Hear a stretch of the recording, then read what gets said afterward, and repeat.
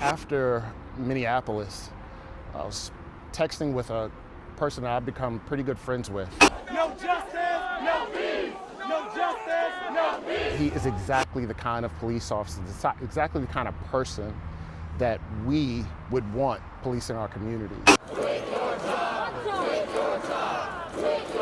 And he said for the first time in his career, he thought about quitting the job. Maybe you've heard it too, from officers you know. I know I have. And that's what really motivated me to actually sit in front of my computer and Kerry Watson Jr. was raised in Prince George's County. He spent 20 years with the police department and went on to serve as a senior advisor for public safety.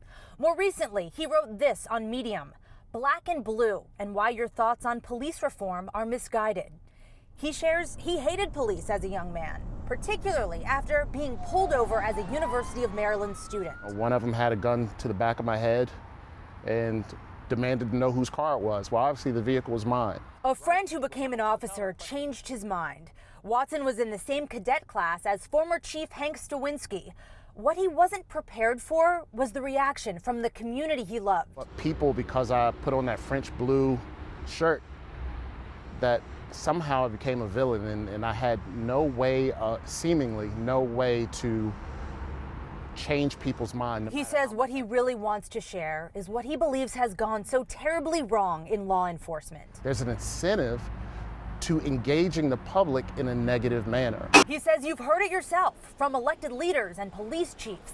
The emphasis on cracking down. We're going to clean up the street. We're going to change this community. We're going to lock up bad guys. We're going to put them away and make it safe for our residents.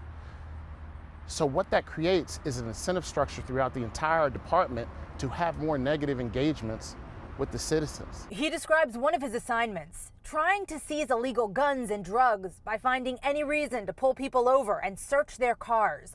Top performing officers got time off. Says they were running this just last year, we saw a similar kind of game at PGPD. It was like a contest to see which officer could make the most arrests, write the most tickets, stop the most people. There has to be a change in the motivations and incentives that are placed upon officers when dealing with the public.